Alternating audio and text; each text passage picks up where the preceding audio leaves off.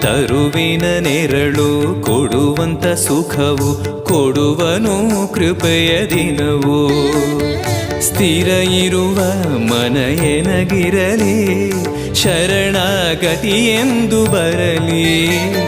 ಭಗವಂತನ ಪ್ರಿಯ ಮಗನಿವನ ಸಾರಿ ಬದುಕು ಇರಲಿ.